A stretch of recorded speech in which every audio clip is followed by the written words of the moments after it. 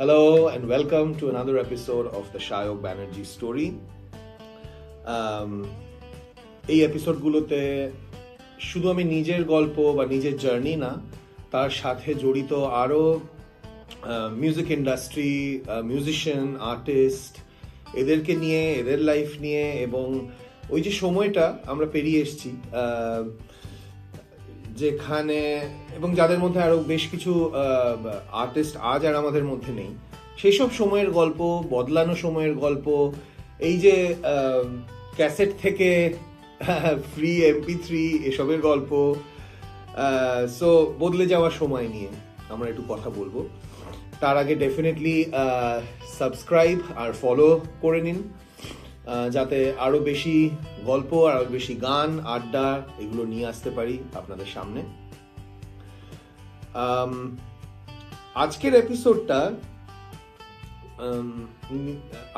Special একজনের কথা বলবো, অবভিয়াসলি যিনি না থাকলে হয়তো শুধু আমি না, আরো অনেক মিউজিক আর্টিস্টরা, মৌলিক শিল্পীরা হয়তো সাহস পেত না তাদের কাজ করে যাওয়ার। সেরকম একজন ব্যক্তিত্ব হচ্ছেন গৌতম চট্টোপাধ্যায়, এবং তার সাথে আমার প্রথম আলাপের কথা আগে বলেছি, কিভাবে আমি আর গাবু FM স্টেশনে ছুটির সময় দুটো গান পারফর্ম করে কাকুর নজর কেড়েছিলাম, এবং সেখান থেকে লক্ষ্মী ছাড়ার সেকেন্ড গান একই কথা শুনি হায়, আর মায়াতে তার সেই গানটার জায়গা করে নেওয়ার কথা। আজকে বলবো গৌতম কাকুর সাথে শুধু প্রথম আলাপ নয়, ওই সময়কার কিছু গল্প যেগুলো আমার মনে হয় আপনাদের জানতে পারলে ভালো লাগবে। সেটা হচ্ছে, আমার একটা জিনিস খুব মনে আছে স্পষ্ট, যে গৌতম কাকু কিন্তু কাজের সময় খুব সিরিয়াস ছিলেন।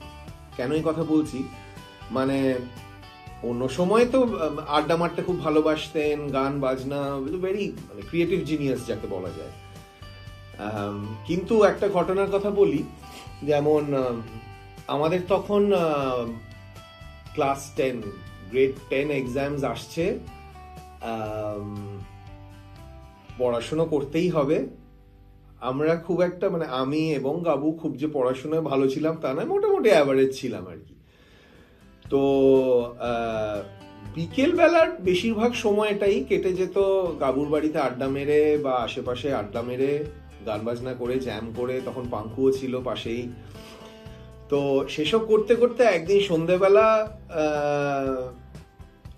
কাকু হঠাৎ ঢুকলেন বাড়িতে, তখন ছিলেন না, কোথাও বেরিয়েছিলেন, আর আমরা তখন জোরে চিৎকার করে গান গাইছি। কাকু এসে বললেন, এই তোমরা এখনো পড়তে বসোনি, তোমাদের সামনে পরীক্ষা না? আমরা হ্যাঁ, এই কাকু বসবো আর কি। একদম না, এক্ষুনি বাড়ি যাও। পড়াশোনার সময় যদি, উনি একটা কথা বলেছিলেন, আমার খুব ভালো মনে আছে, পড়াশোনার সময়ে যদি পড়াশুনো না করে অন্য কিছু করো, এই ধরো যেমন গান বাজনা, তাহলে কিন্তু সেই গান বাজনাটাও করে উঠতে পারবে না পরবর্তীকালে। তার থেকে পড়ার সময় পড়ে নাও। সেই কথাটা সত্যি এখন বুঝতে পারি যে কতটা সত্যি এবং কতটা ইম্পর্টেন্ট, শুধু মিউজিশিয়ান নয়, যে কোনো আর্টিস্টের লাইফে, যে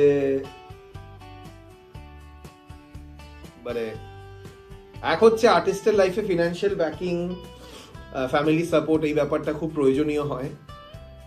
যারা বলে দরকার পড়ে না, আমার মনে হয় তারা হয়তো ভুল বলছে বা ভেবে বলছে না।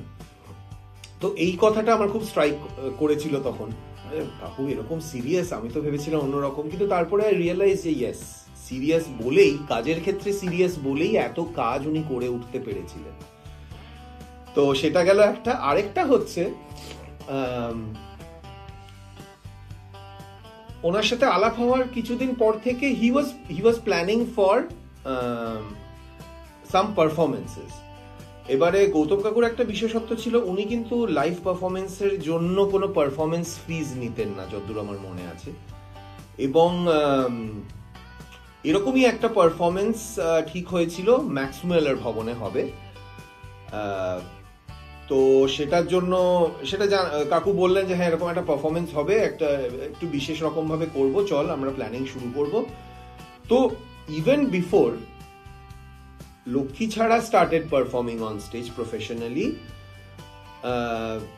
সেটা তো মেঘমল্লার অ্যালবাম বেরোনোর পর থেকে। তার আগের যে কথাগুলো আমি বলছি সেগুলো হচ্ছে ওই রকম 98, 99 এরকম সময়।